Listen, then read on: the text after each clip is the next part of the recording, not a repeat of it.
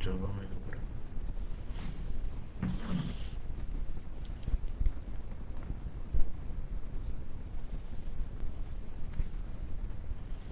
ალბათ გესმით ჩემი ხმა.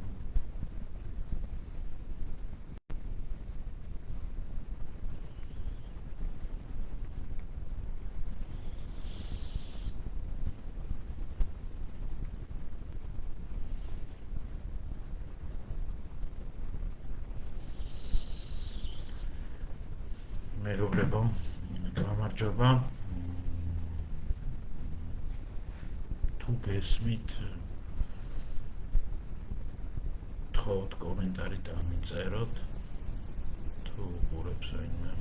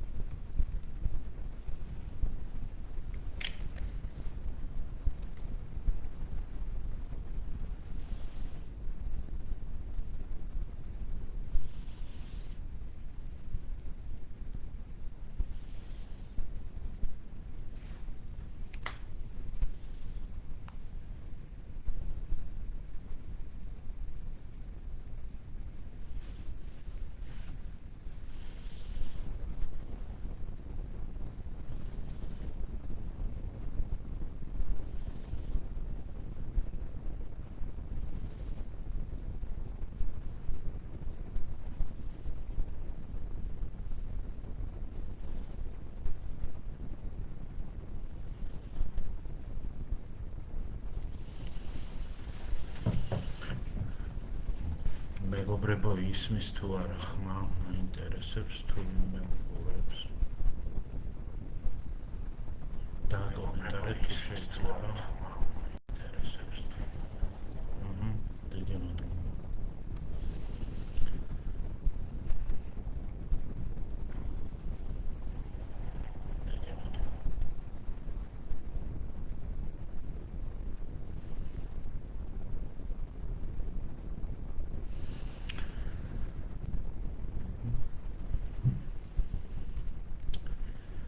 კეთილი.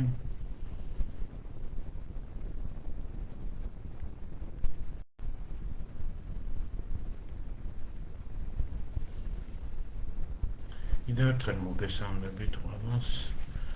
გამარჯობა. დღეს მინდა ვისაუბრო მასწავლებლთა სასერტიფიკაციო გამოცდების შესახებ და ზოგადად განახლებული სქემის შესახებ. იმიტომ რომ მოგეხსენებათ, ეს გამოცდები არის, ასე ვთქვათ, ერთ-ერთი შემადგენელი ნაწილი სქემის. უბრალოდ ეგრეთ წოდებული განახლებული სქემის.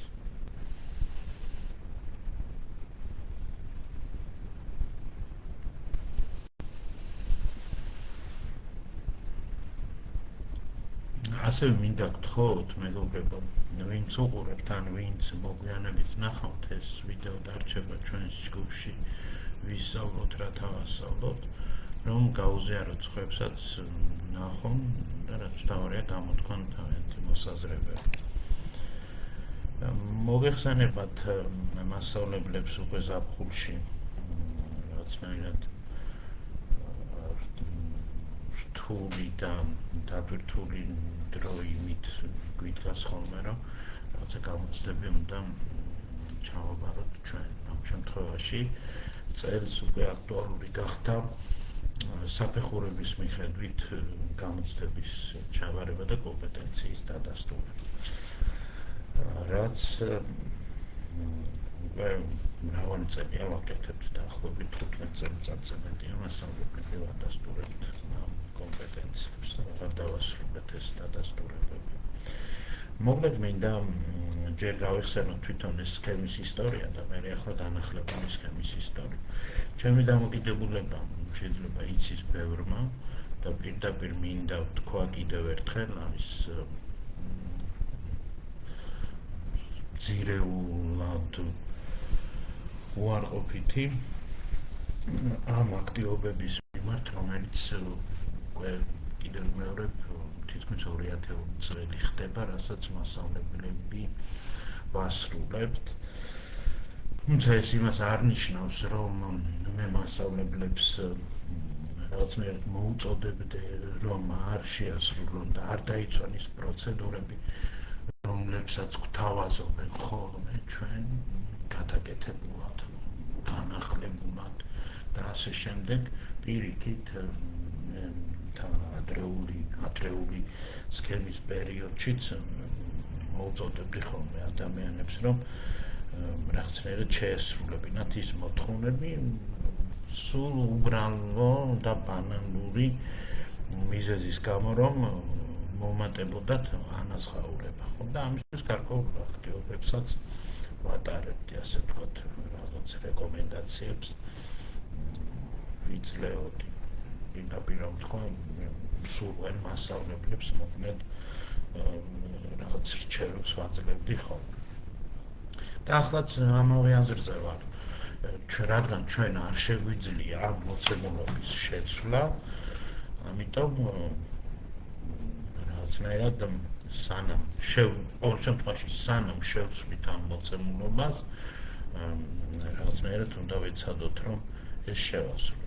ის სხვა არის, რომ როგორ უნდა შევცვალოთ და რა უნდა გავაკეთოთ ამისთვის, მაგრამ მე ვამბობ, სანამ ეს მოცემულობა გვაქვს მეთქი. ესე იგი, ის რომ უარყოფითია ჩემი დამოკიდებულება, კიდევ მეორებ, იცით და უარყოფითია დასაწყისიდანვე. მოკლედ 2010 წლიდან მიმდინარეობს ეს გამოცდები, ეს სქემა. როგორც იცით, ვინც ამ ხნის განმავლობაში სისტემაში მუშაობთ, იცით, რომ ეს იყო ეგრეთ წოდებული ძველი სქემა. 2010-15 წლები შეიძლება ახლა შემეშალოს, მაგრამ არ აქვს მნიშვნელობა, ასე იყო რაღაც ეტაპზე ძველი სქემა, მერე გახდა ახალი სქემა და ახლა იწყება განახლებული სქემა. ეს 2 წელიწადი რაღაცნაირად ცოტა მშვიდად ვიყავით დაგვანებეს თავი, ხო, მაგრამ ახლა დაანონსებულია, რომ განახლებული სქემა იწყება. ამ განახლებულ სქემაზე მე ცოტა მოგვიანებით კიდევ ვთქვათ რამე და ახლა მოკლედ ამ გამოცდებზეც ვისაუბროთ. მოკლედ ეს გამოცდები წელს იმიტომ გახდა კიდევ აქტუალური და ხალხი აღელდა, რომ მოითხოვენ საფეხურების მიხედვით დადასტურებას.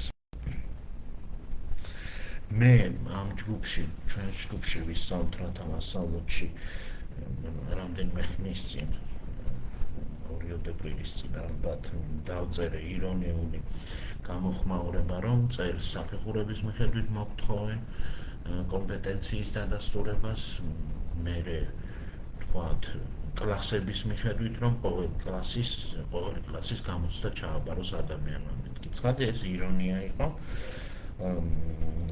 რაც კიდევ ერთხელ ადასტურებს ჩემს დამოკიდებულებას, არა მხოლოდ ჩემს დამოკიდებულებას, ზოგადად მასწავლებლების ძირითადი ნაწილის დამოკიდებულებას ამ პროცედურების მიმართ. მიუხედავად ამისა, ჩვენი უარყოფითი დამოკიდებულებისა, უნდა ვთქვათ ერთიც, რომ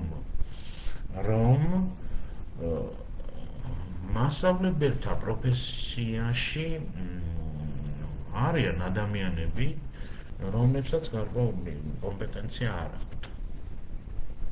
ალბათ დამეთანხმებით, ან არ დამეთანხმებით, მაგრამ მონაცემები გვაქვს ჩვენ.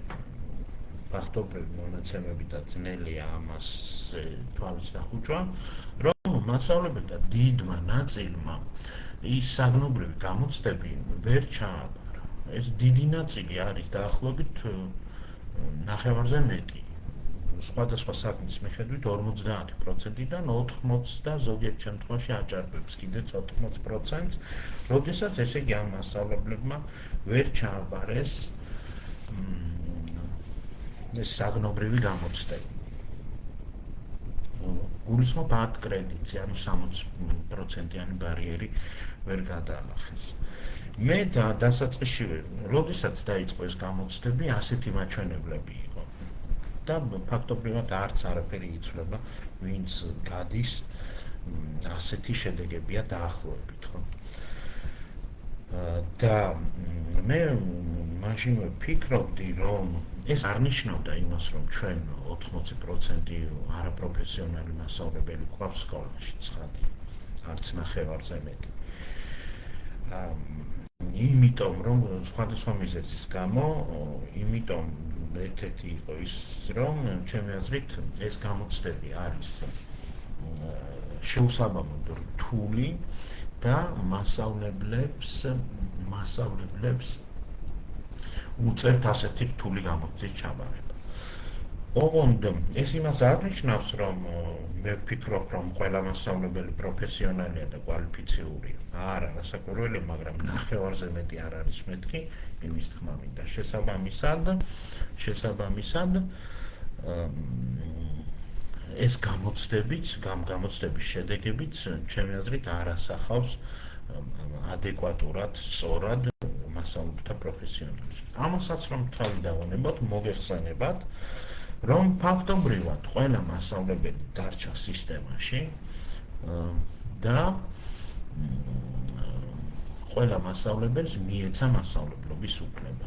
მიუხედავად იმისა, ვინ ჩააბარა თუ არ ჩააბარა, მოგეხსენებათ, ასეთი გადაწყვეტილება იყო, რომ ფაქტობრივად ყველა მასწავლებელს აუღიარდა თავისი პროფესია. ეგრეთ წოდებული ერთი კრედიტის შემოღებით ეს საკითხი მოგვარდა. მე გულახდილად გეტყვით, რომ მე მხარს უჭერდი ამასაც, ამ დაბალი კრედიტებით მასწავლებლის უფლების მიცემას, გამომდინარე იქიდან, რომ თუკი მიმაჩნდა, რომ რთული გამოცდები იყო, რასაკვირველია, მხარს უჭერდი იმასაც, რომ ბარიერი დაწეული იყო. მაგრამ გამოცდის მიზანი, ამ გამოცდების მიზანი, რომ ყოფილიყო სკოლებში პროფესიონალი მასწავლებლების დარჩენა ერთი მხრივ და მოზიდვა მეორე მხრივ. ვინმე გინახავთ თქვენ სკოლიდან გაეშვათ, ან სისტემიდან გაეშვათ ის ადამიანი, რომელმაც რაღაც გამოცდა ვერ ჩააბარა. თუნდაც რაღაცა საჭირო რაოდენობის კრედიტი ვერ დააგროვა. ხო, მე არ გამიგია.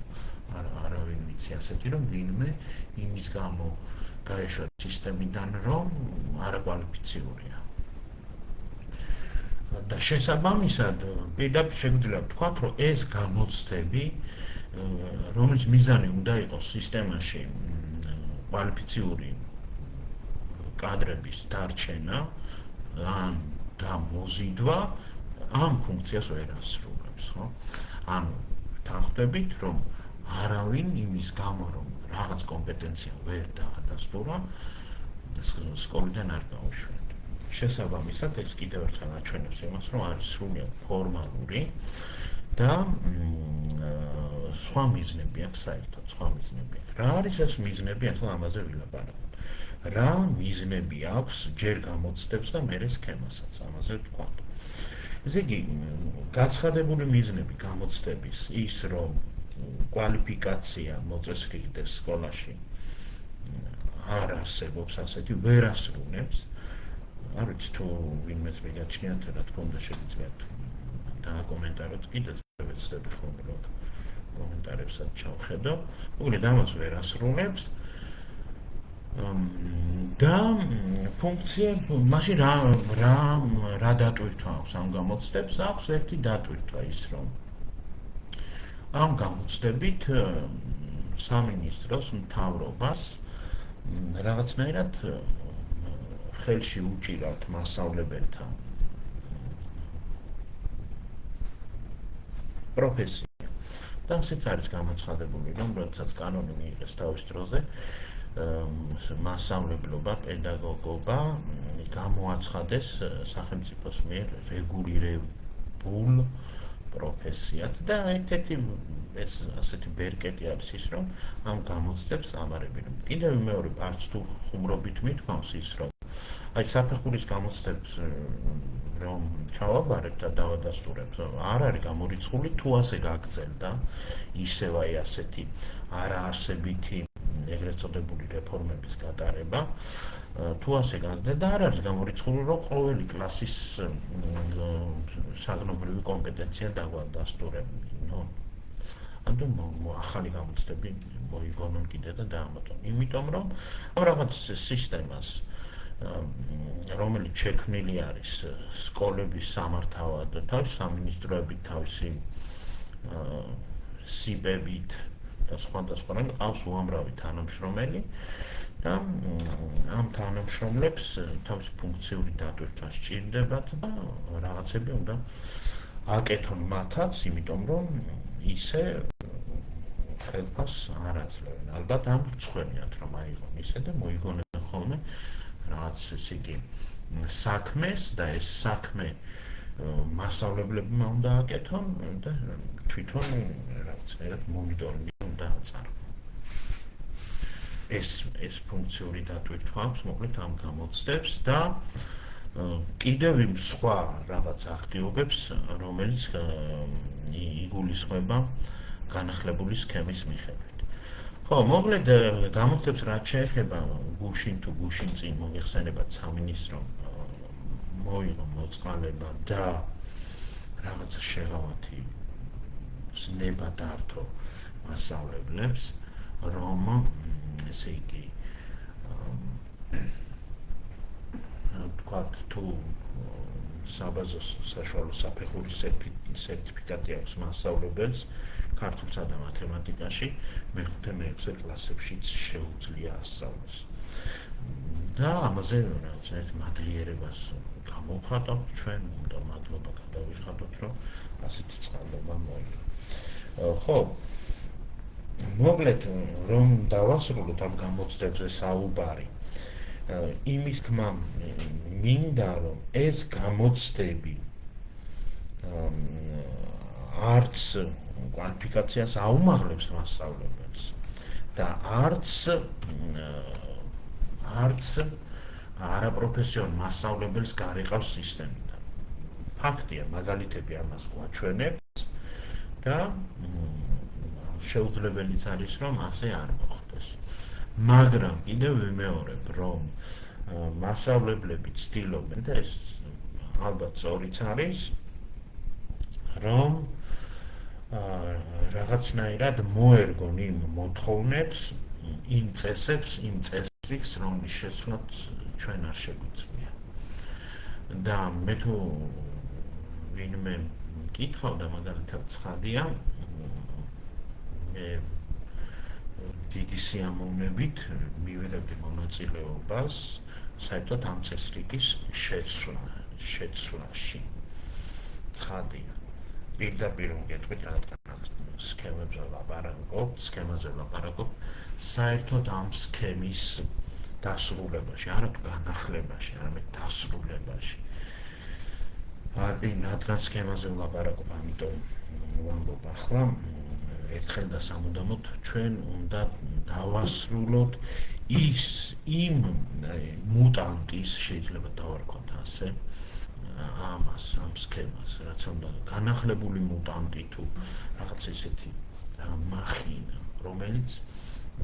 რომელიც დაგვიტოვა ჯერ კიდევ წინა ხელისუფლება. ამ წინა ხელისუფლებას რაღაც იმის უარყოფითი მნიშვნელობით არ ვამბობ, იმიტომ რომ რა მნიშვნელობა წინა ხელისუფლება განათლების სისტემაში, მაგალითად, ვინც იღებდნენ გადაწყვეტილებას 20 წლის წინ, ანუ წინა ხელისუფლების დროს, ის ადამიანები, ანუ ფაქტობრივად გრძელდება ის პოლიტიკა, ის სისტემა მთლიანად, რაც დაწყებული იყო წინა ხელისუფლების დროს. და აი ეს ერთ-ერთი ეს არის, ეს ნაყოფი, დარჩენილი ნაყოფი სქემის სახით, მასწავლებელთა სქემის სახით, რომელსაც ვერა და ვერაფერი ვერ მოუხერხეს, არც არაფერი მოუხერხდება, გარდა იმისა, რომ თქვათ, რომ დავანებობთავი ამას საერთოდ დავივიწყოთ. მე იმასაც დაუჭერე მხარი, რომ ხელფასები, მოგეხსენებათ წამყვანი და მენტორი მასწავლებლების მკვეთრად მაღალი ანაზღაურება დანარჩენ უმრავლესობასთან, ანუ უფროს მასწავლებლებთან შედარებით, რომ ესეც დამთავრებულიყო, ოღონდ ეს კრედიტობია და ეს მენტორობია და ეს რაღაც საფეხურის თუ სტატუსის ამაღლება დასრულებული. ხო, ოღონდ ეს დავასრულოთ და ავიღოთ დაახლოებით ერთნაირი ხელფასი ყველამ თქვათ გაკვეთილების მიხედვით, იმიტომ რომ იმდენად უშედეგო, აი ასე რომ თქვათ, უშედეგო აქტივობებში ვართ მასწავლებლები, ჩართულები, რომ ამის გამო, ხო, რაღაც სტატუსის ამაღლების გამო, რომ გვირჩევნია, რომ თავი დავანებოთ ამას და ავიღოთ ერთნაირი ხელფასი. მე ასე ვფიქრობდი და ახლაც ასე მიმაჩნია. და ასე ბოლოს მინდა ვისაუბროთ ეგრეთ წოდებული განახლებული სქემის შესახებ. რაღაცნაირად დიდი ტალღა არის მომზადებული, რომელიც აპირებს, რომ დაგვესხას თავს, თუ როგორ თქვა და ცხადია ვერ წაგულეკავს ჩვენ მასწავლებლებს, მოგეხსენებათ, ვუძლებთ ხოლმე ამ ახალ სარეფორმო ტალღებს, მაგრამ აი ეს დიდი ტალღა არის მომზადებული ეგრეთ წოდებული განახლებული სქემის სახით და ეს განახლება რას ნიშნავს? აი ვინც წინა სქემაში ვიყავით ხოლმე ჩართული, მოგეხსენებათ, რამდენი რამე ვაკეთებთ ჩვენ სტატუსი, რომ გვემაღლებინა მენტორებმა და წამყვანებმა, რა ვიცი, გაკვეთილებიო, რაღაც ის კვლევები, რეფლექსიები და ასე შემდეგ, ბევრი რამ. სხვა შორის მე უარყოფითად კი არ ვამბობ მაინც და მაინც ამას, რასაც ვაკეთებდი, თქვათ ამ სქემის ფარგლებში, ხო? კვლევებიც საინტერესო დავწერე და კარგი დავწერე, გაკვეთილებიც ჩემი აზრით საინტერესო ჩავატარე და მაქვს კიდეც იქ შენახული. უბრალოდ იმის თქმა მინდა, რომ ესე იგი თან შედეგიანობის თვალსაზრისით, ხო, აი გულახდილად რომ თქვათ, ვინც თქვათ დაწერეთ კვლევები. აი რამდენჯერ მიუბრუნდით თქვათ იმ კვლევას და ჩაიხედეთ მასში, რომ აბა ერთი რა შედეგები მივიღიან რაღაც, ხო? აქ საუბარია იმაზე, რომ ეს სრულიად უფუნქციო და ფორმალურ საქმიანობად იყო გადაქცეული. და ასევე მასაც ვიტყვი, რომ აი დაახლოებით 15-18 წლებში იმ პერიოდში, როდესაც ეს კვლევები აქტუალური იყო, საქართველოში დაიწერა დაახლოებით 1000-ობით პრაქტიკის კვლევა დაიწერა. პედაგოგიური პრაქტიკის კვლევა დაიწერა 1000-ობით. რაც ალბათ მსოფლიოში არის ერთ-ერთი ის გამორჩეული მაჩვენებელი, ვინმე რო გვიყურებდეს ჩვენ, ეს ქართველი მასწავლებლებს რა კვლევიათ და რა შედეგები მიუღიათ აი ამ წლებზე იტყოდნენ ალბათ. ცხადია ეს სინამდვილეში არანაირი ეფექტური შედეგი ამას არ მოჰყოლია, თორემ კი დავინახავდით ჩვენ მოსწავლეთა შედეგებში, ხო? მოკლედ ახლა იგეგმება ამ მახინისა და მუტანტის, რასაც ქვია სქემა, კიდევ უფრო ჩახლართვა და რაღაც ახალი ორგანოების მიწებება კიდევ ისედაც ამ სიმახინჯეზე ახალი ორგანოების მიწებება. და ეს არის ის, რომ თუ აქამდე თქვენ ერთი მიმართულებით ვითარდებოდითო, ახლა სხვადასხვა მიმართულებით უნდა განვითარდეთ. უпростоრად სხვადასხვა მიმართულებიდან ერთ-ერთი უნდა აირჩიოთ. მოგეხსენებათ, ეს არის სწავლების მიმართულება, კვლევის მიმართულება და ლიდერობის მიმართულება. უნდა აირჩიოთ. შესაბამისად, ახლა ჩვენ კი ავირჩევთ ერთ მასწავლებლები, რომელიმეს ავირჩევთ, ხო, მაგრამ წარმოიდგინეთ იმ ბიუროკრატიას, განათლების სამინისტროს ბიუროკრატიას, მეორე არა მხოლოდ სამინისტროს, არამედ თავის სიპებითა და რამდენად უსამმაგდებათ ხო საქმე და შესაბამისად აი ისინი აინახეთ რამდენი საქმე გვაქვსო, მოიგონეს მოკლედ საქმე და აი მასწავლებლებზე ზრუნვითო ჩვენ ძალიან გადატვირთულები ვართო. ხო ეს იქნება ესე იგი მათი პოზიცია რამდენი რაღაცა გვაქვს გადასამოწმებელი, შესამოწმებელი და ვითომ ამ პროცესში სკოლები ერთვებიან რაღაც დამოუკიდებელი აქტივობებით და ასე შემდეგ. მოკლედ, თქვენ არ იფიქროთ, რომ რაც იმ განახლებულ სქემაში წერია და ისი გაკეთებაც თქვათ, რომ მაინც ის არის ცუდი რამე. ცუდი რამე კი არ არის. ცუდად ვაკეთებთ ჩვენ ყველაფერს, იმიტომ რომ ასე საყოველთაოდ და ასე ესე იგი ყველასგან რომ მოვითხოვთ და შესაბამისად ვღებულობთ მე კარიკატურას. თორემ ვინ თქვა რომ ამ კვლევაა ცუდი, ან რაღაცა მასწავლებელთა ერთობლივი მუშაობა, ან ერთობლივი დაგეგმა სწორი, ან რაღაცა საერთოდ ზოგადად სასწავლო პროცესის მონიტორინგია ცუდი და ასე შემდეგ. ცხადია ეს არაფერი ცუდი არ არის ამაში და ცუდი არ არის იმ შემთხვევაში თუ კი ამას მართლა სკოლები აკეთებენ. მართლა მასწავლებლებისგან მოდის ეს ინიციატივა და მართლა საჭიროებაზე არის დაფუძნებული. და არა იმაზე, რომ იქიდან მოვა ესე იგი რაღაც ინსტრუქცია, აბა შეაფასეთ თქვენი თავი და შემდეგ დაგეგმე რაღაც ასეთი პროცედურა. ხო, მოკლედ, არ ვიცი რამდენად გაითვალისწინებენ ამას, თუმცა ერთი რამე მინდა თქვა ასევე, რომ იმედი მაქვს, რომ ბოლო-ბოლო ამას მიხვდება ვინმე. ამას მიხვდება ვინმე და ასე ერთი ხელის მოჭრით, ერთი ხელის მოქნევით დაასრულებს ამ ამბავს. და კიდევ ერთხელ არ აგვაგორებს, ასე ვთქვათ, ამ ტალღას არ აგვაყოლებს, რომ აბა მასწავლებლებმა ვაკეთოთ ისეთი რამეები, რომლებიც არათუ ხელს შეგვიწყობს, არამედ ხელს შეგვიშლის ჩვენს საქმიანობაში და მიზანი იქნება ის, რომ როგორმე ხელფასი აგვეზარდოს.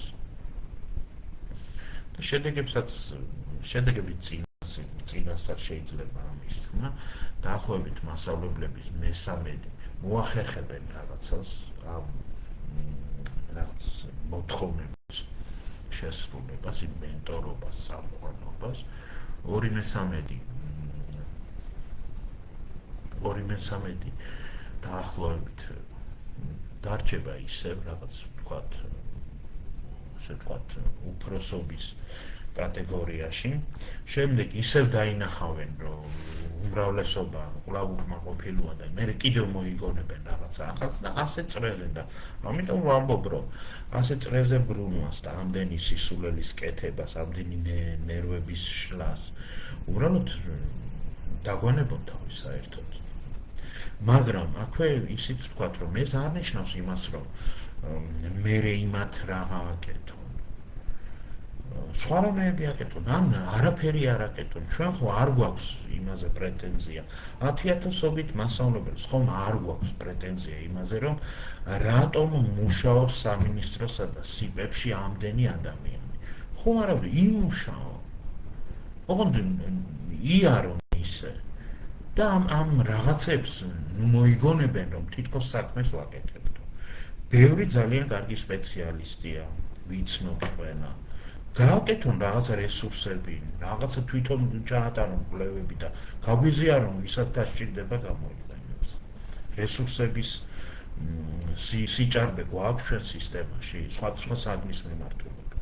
ჩვენ დაგვანებოთ თავი. ჩვენ თუ მოგვეწონება, გამოვიყენებთ. თუ არ მოგვეწონება, არ გამოვიყენებთ. ისედაც ყოველგვარი სქემის გარეშე, აი ეს ბოლო 2 წელი ხომ არ არის რაღაცა აქტივობები, ხო? რამდენი მასწავლებელი აზიარებს თავის რაღაც ნამუშევარ შემოქმედებას, ხო? ასეთი ადამიანები ყოველთვის არიან და იქნებიან. და სკოლებშიც არიან, ცხადია და თუ კი სკოლა მართლა სკოლაა. მართლა ბავშვების შედეგებზე ორიენტირებული, მართლა ვაგელვებთ ეს საქმეები, ხო? იქ მასწავლებლებიც მუშაობენ, ერთადაც მუშაობენ, ცალ-ცალკეც მუშაობენ. ავრცელებენ კიდეც თავიანთ შედეგებს, ნამუშევრებს, მათ შორის ნაკვლევ რაღაც მასალებს და უბრალოდ ამას